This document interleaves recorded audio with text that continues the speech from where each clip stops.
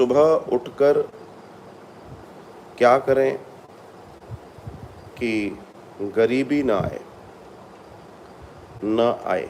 ये अपने आप में एक बड़ा प्रश्न है। वास्तव में कई लोग सुबह उठकर ये अ, कई सारी गलतियां ऐसी कर देते हैं, क्योंकि सुबह देखिए, जब हम रात्रि में सोए थे और जब हम सुबह उठ रहे हैं, तो हम एक ऊर्जा को संग्रहित जो थी, उसको एक्टिवेट करने का काम करती है।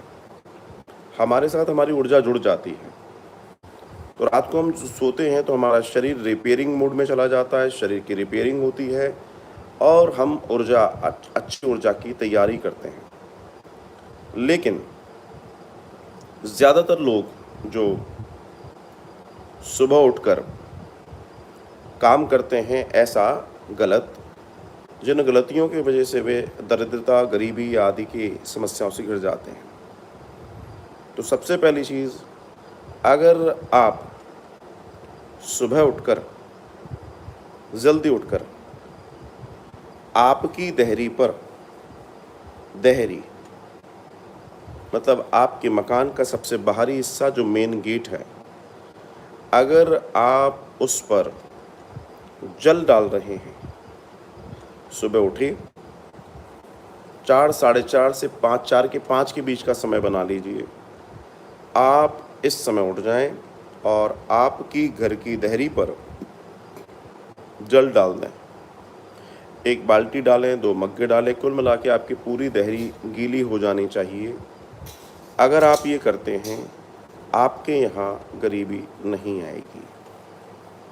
कई लोग अक्सर सुबह उठते हैं और वो उठकर सीधे ज़मीन पर पैर रखते हैं।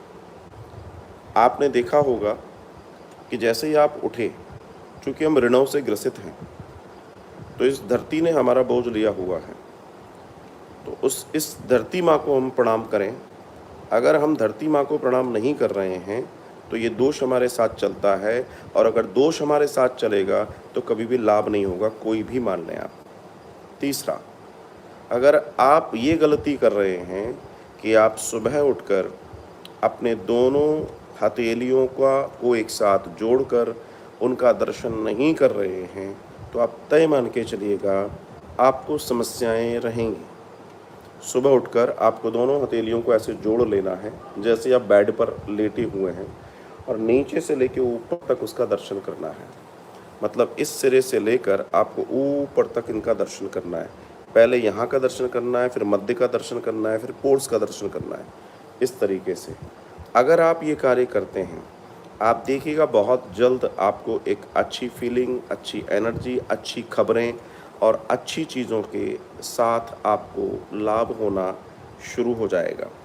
आप थोड़ा-थोड़ा सा करेंगे, आप देखेंगे कि आप लाभ से भर जाने वाले हैं और आपके जीवन में एक ताजगी अपने आप महसूस करेंगे, अगर आप ये कार्य करते हैं तो। इसके अलावा दरिद्रता और कैसे दूर की जा सकती है, जो गलतियां हम कर रहे हैं।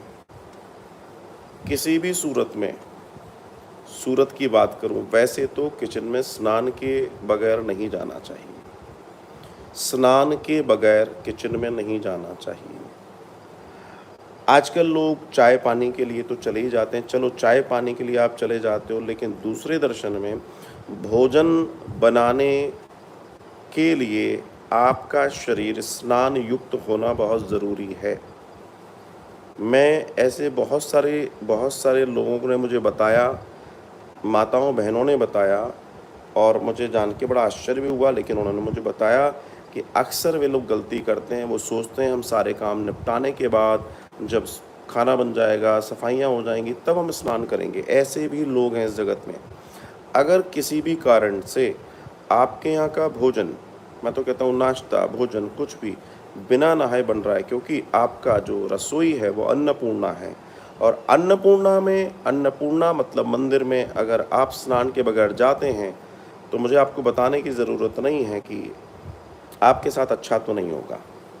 तो इस बात को आप हमेशा जीवन में ध्यान में रखिएगा। अगर आप ये करते हैं तो आपको बहुत लाभ होगा। बहुत ज़्यादा लाभ होगा, बहुत ज़्यादा लाभ होगा।